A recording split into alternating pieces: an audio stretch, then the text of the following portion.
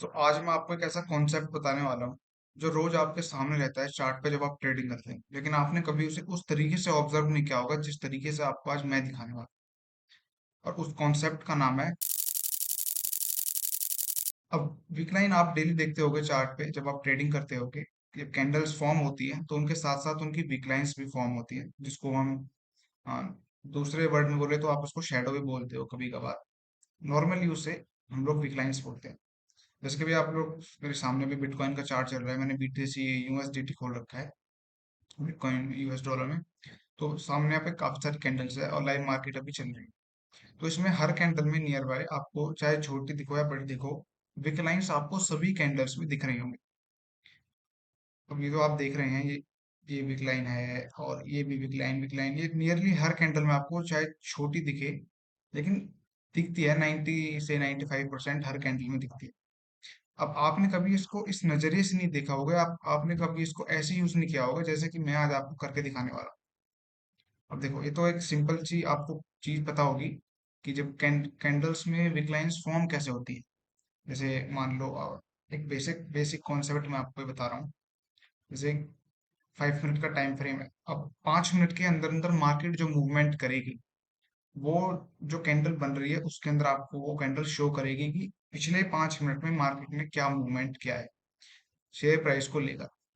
अभी जैसे ये कैंडल यहाँ पे ऐसे फॉर्म हुई, अभी नीचे जाना शुरू हुई, यहाँ पे सेलिंग प्रेशर आया, अभी नीचे से ऊपर जाना शुरू हो गई, बाइंग प्रेशर आना शुरू हो गया, बाइंग सेलिंग से ज्यादा होने लगी।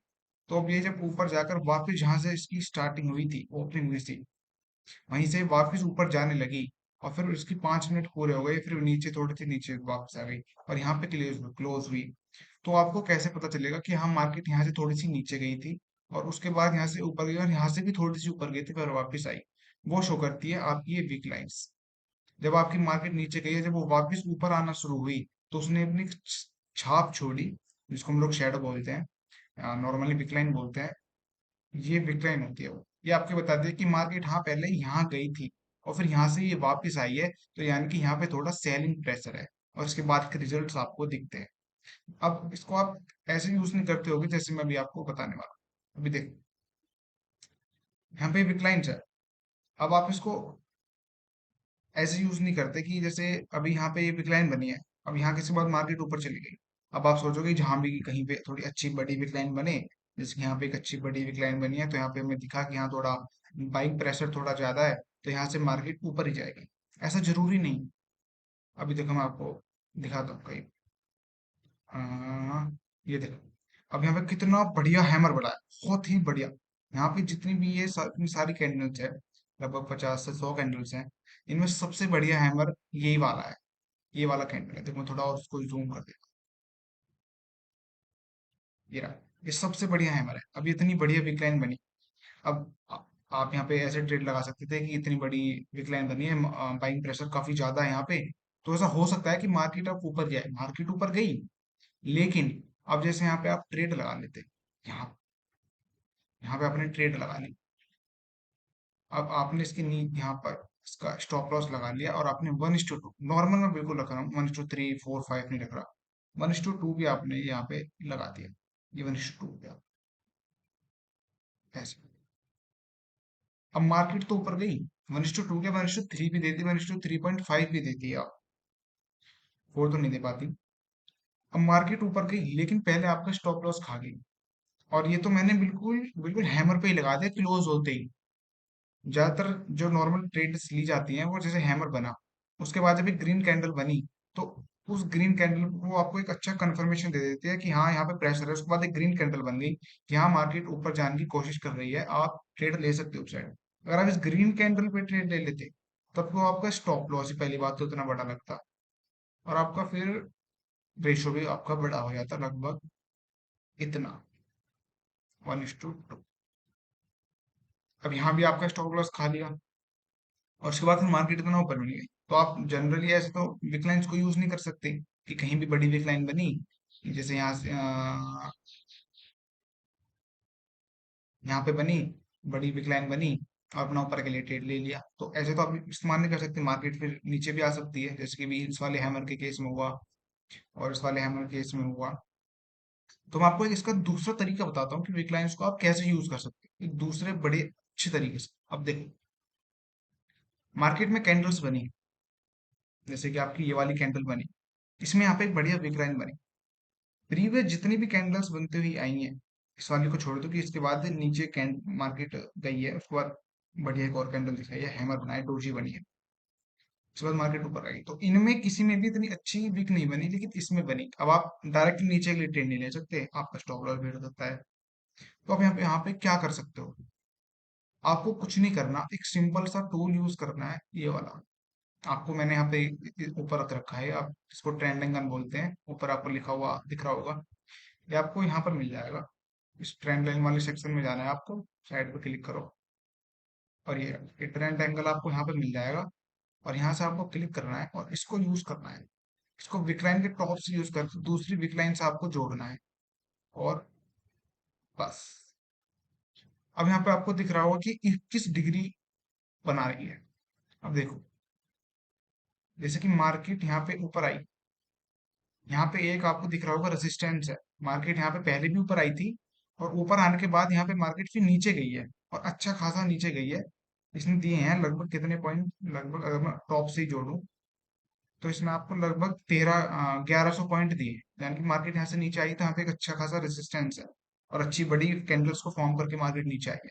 तो यहाँ पे एक रेजिस्टेंस हो गया, तो हमारे लिए पहली कंफर्मेशन तो ये हो गई कि हाँ, यहाँ से थोड़ा सा मार्केट के नीचे जाने के चांसेस ज्यादा है। अब यहाँ पे एक वीक बनी, उसके बाद दूसरी कैंडल बनी, और दूसरी कैंडल इस वीक से ऊपर नहीं गई, नीचे ही गई है, और उसने भी एक ऊपर की तरफ को वीक छोड़ी। अब इस वीक को आपको यहाँ पे कनेक्ट करना है, बस ये आपने यहाँ से ऐसे कनेक्ट करी। अब कनेक्ट करने के बाद अगर जो यहाँ पे एंगल आ रहा है, वो आपका 20 से 25 डिग्री से लेकर 50 से 55 डिग्री के अंदर आ रहा है, यानी कि आपका ये यहाँ 20 डिग्री से लेकर लगभग इतना 50-55 डिग्री तक आ रहा है, विक्लाइन इससे ज्यादा ऊपर नहीं जाना चाहिए। अब ये इतना है, लगभग 40 डिग्री है करेक्ट, जो मैंने बिल्कुल करेक्ट जोड़ा है वो 40 डिग्री आ रहा है, यानी कि हमारे 20 से 25 डिग्री के 50 से 55 डिग्री के बिल्कुल बीच में बिल्कुल परफेक्ट बैठ रहा है। पहली कन्फर्मेशन हो गई। अब जो तीसरी कैंडल है वो उसके ऊपर भी फॉर्म नहीं हुई, और तीसरी कैंडल फिर रेड कैंडल फॉर्म हुई। यानी कि आपको पहले तो दो कैंडल्स की वीक लाइन जोड़नी है। वीक लाइन जोड़ने के बाद आपको देखना है कि 20 से 25 डिग्री से 50 से 55 डिग्री के बीच में इसका एंगल होना चाहिए। और अगर इसका इतने के बीच में है, उसके बाद आपको दूसरी चीज देखना कि जो इन दो कैंडल्स के बाद जो दो तीन कैंडल्स फॉर्म हो रही हैं, ज्यादा नहीं, सिर्फ दो या तीसरी कैंडल, वैसे एवरेज ऑन एन एवरेज को दो कैंडल ही कंसिडर करनी है।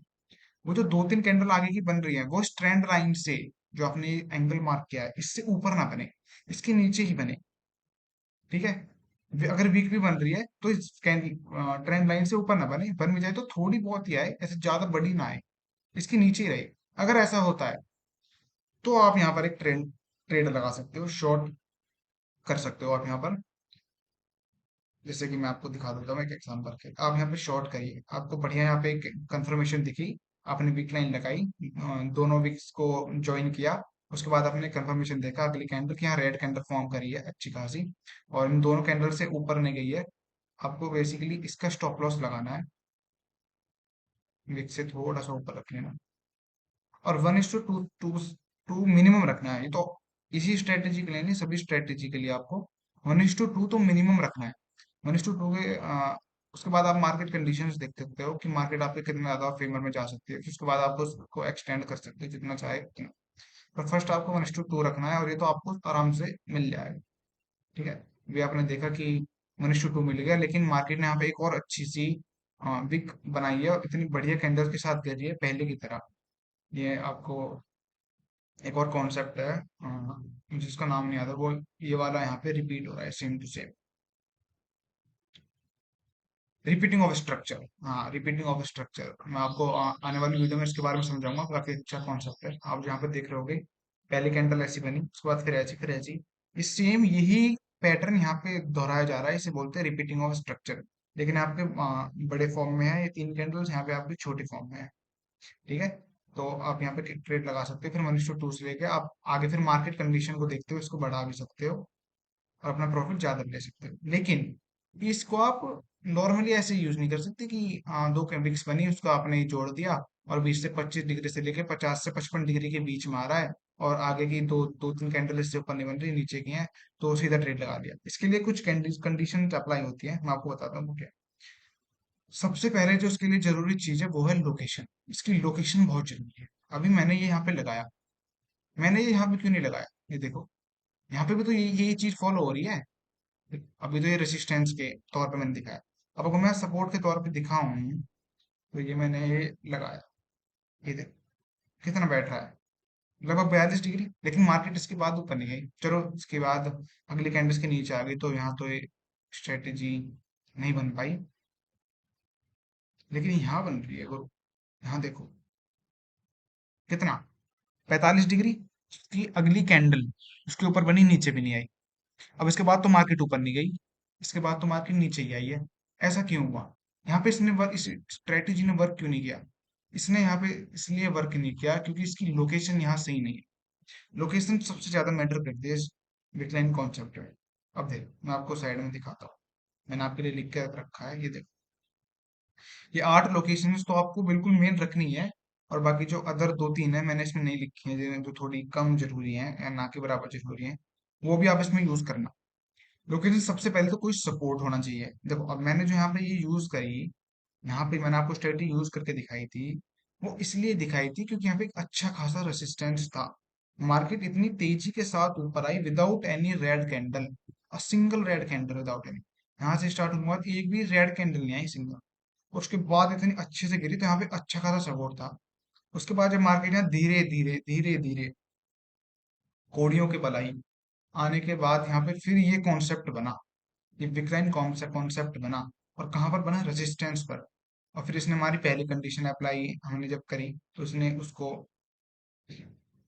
माना कि हाँ ये 20 से 25 डिग्री से 50 से 55 डिग्री के अंदर है, और ये जो दूसरी तीसरी कैंडल है वो उसके नीचे ही है, उसके ऊपर नहीं बनी।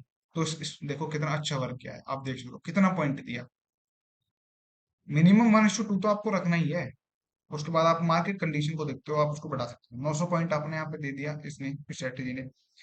कहीं इसे आप कहीं पर भी यूज कर सकते हो, बेझिझक यूज कर सकते हो। अभी देखो यहाँ पे एक और बन रहा है, देखो यहाँ पे एक सपोर्ट है, बढ़िया, ये पूरा एक सपोर्ट है यहाँ पे। इस सपोर्ट पे यहाँ पे आपको दिख रहा होगा 2 वीक्स है, ये देखो। लेकिन साथ एंगल मुझे लग रहा है 50 से 55 डिग्री से ज्यादा बना रही होगी। हाँ, अगर मैं एग्जैक्टली जोड़ूं तो 58-59 डिग्री है, तो चलो 50 से 55 डिग्री के आसपास ही है, तो देखो।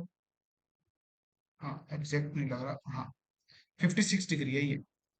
अब आप देखो तो ये बिल्कुल सपोर्ट पे है। लोकेशन हमने चेक करी सबसे पहले, तो लोकेशन एकदम सही दिखी हमें, यहाँ से मार्केट ने एक अच्छा पंप दिया है अपसाइड की तरफ, तो लोकेशन में एक बढ़िया मिल गई सपोर्ट। अब दूसरी चीज, 20 से 25 डिग्री से 50-55 डिग्री के आसपास रहना चाहिए, तो 20 से 55 के आसपास है, 56 डिग्री यानी 55 के आसपास ही हो गया। उसके बाद अगली कैंडल तो खैर सीधा फिर ऊपर ही बनी है, तो अब तो यहाँ पे स्टॉप लॉस तो काफी बड़ा लगता, तो आप तो यहाँ पे ट्रेड तो नहीं ले सकते थे। पर हाँ आप यहाँ पे ये कंसिडर कर सकते थे कि हाँ मार्केट अब ऊपर की तरफ को थोड़ा पुल कर रही है, नीचे अभी आसानी से जाने नहीं वाली। अब यहाँ पे आप ट्रेड इसलिए नहीं ले सकते थे क्योंकि अगर आप ट्रेड लोगे तो आपको यहाँ लेनी पड़ेगी, फिर आपको अगली कैंडल का, अगली से एक दो कैंडल का आपको कंफर्मेशन के लिए वेट करना पड़ता है। तो आप अगली कैंडल पे यहाँ पे ट्रेड लोगे तो आपको पहली बात तो स्टॉप लॉस इतना बड़ा लग जाएगा, लगभग लगभग 220 पॉइंट का। उसके बाद आपको 1:2 इतना बड़ा रखना पड़ेगा। तो जनरली इतना रखते नहीं है, इतनी बड़ी ट्रेड में स्टॉप लॉस रखते नहीं है। स्टॉप लॉस ज्यादा से ज्यादा आपको 100 पॉइंट रखना चाहिए मेरे हिसाब से। मैं आप अपना एक्सपीरियंस से बताऊं तो मैक्सिमम 100 पॉइंट, 100 पॉइंट में ही आप कितना भी रख सकते हो। $1000 की आपकी अगर कैपिटल आपने यूज कर रखी है ट्रेड में, तो आप यहाँ पे $10 से $50 के लिए रिस्क में जा सकते हो। यहाँ पे तो आप ट्रेड नहीं ले सकते, लेकिन आप यहाँ पे एक अंदाजा लगा सकते थे कि हाँ मार्केट ऊपर जाएगी, और मार्केट गई भी, उसके बाद कंसोलिडेट करना स्टार्ट कर जाएगी, अपने आप को कॉन्ट्रैक्ट कर रही है, तो खैर अलग कॉन्सेप्ट हो गई। ठीक है, आपको लोकेशन इसमें सबसे ज्यादा मैटर करती है। सबसे पहले आपको रेजिस्टेंस देखना कि जो हमने ट्राई किया है जहाँ पे ये लगाया है एंगल, तो ये सबसे पहले यहाँ पे आपका कोई सपोर्ट होना चाहिए, रेसिस्टेंस होना चाहिए। या अगर आपने इसको नीचे से ऊपर की तरफ को लगाया है, तो यानी कि यहाँ पे कोई बढ़िया सपोर्ट होना चाहिए नीचे की तरफ, तभी ये ज्यादा अच्छे से आपको एक्यूरेट रिजल्ट्स देगा आपको। इसकी एक्यूरेसी बहुत अच्छी है विक्लाइन कॉन्सेप्ट की। आपको 70 से 80% की एक्यूरेसी इसमें आराम से मिल जाएगी। एसआर इंटरचेंज होना चाहिए। एसआर इंटरचेंज मतलब कोई सपोर्ट है, जैसे कि ये बाद में जैसे कि ये सपोर्ट टूट गया, मार्केट नीचे आ गई, सपोर्ट टूट गया, मार्केट नीचे आ गई, और जब वो वापस ऊपर जाए तो ये रेजिस्टेंस की तरह वर्क करे, तो उसे बोलते हैं सपोर्ट रेजिस्टेंस इंटरचेंज। जब सपोर्ट रेजिस्टेंस में बदल जाए, रेजिस्टेंस सपोर्ट में बदल जाए, ठीक है। फेयर वैल्यू कैप्स हो सकते हैं आपके, ऑर्डर ब्लॉक्स हो सकते हैं, रिवर्सल्स हो सकते हैं, मार्केट जब रीटेस्टिंग करती है वो हो सकता है, और आपकी ट्रेंड लाइन हो सकती है।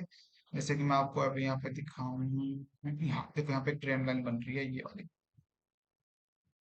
एक ट्रेंड लाइन बन रही है। यहाँ पे आप एक छोटी सी वीक है, इसको कंसीडर कर सकते हो। यहाँ पे भी दूसरी कैंडल, यहाँ पे आप एक ट्रेड बना सकते हो शॉर्ट के लिए, जो ट्रेंड लाइन है नीचे की तरफ। और कहाँ पे गया, ये रहा। यहाँ पे इसका अपना स्टॉप लॉस रखा, और 1:2 के लिए आप चले गए। अब यहाँ पे तो आपका स्टॉप लॉस हिट हो गया, क्योंकि मार्केट ऑलरेडी काफी हद नीचे आ गई थी, नीचे सपोर्ट था। तो मैंने एक एग्जांपल आपको दिया। ऐसा नहीं है कि कोई भी स्ट्रेटेजी ऐसी नहीं होती कि 100% वर्क करेगी और 100% आपको प्रॉफिट बना के देगी। ऐसी कोई स्ट्रेटेजी नहीं है, और आगे कभी बनेगी भी नहीं, इम्पॉसिबल है। सबका अपना रेट मैक्सिमम 80 से 90% मैक्सिमम हो सकता है। 90% बहुत बड़ी बात बोलते हैं। अगर आप कोई भी स्ट्रेटेजी है, किसी एक स्ट्रेटेजी को आप पकड़ लो, और उसकी एक्यूरेसी अगर 60 से 70% भी है ना, और आप रिस्क मैनेजमेंट अच्छा लेकर चल रहे हो, 1:2 मिनिमम लेकर चल रहे हो, 1:2 बहुत अच्छा है। अगर आप उसको तरीके से लेकर चलोगे, सबसे बढ़िया मानता हूँ मैं तो 1:2।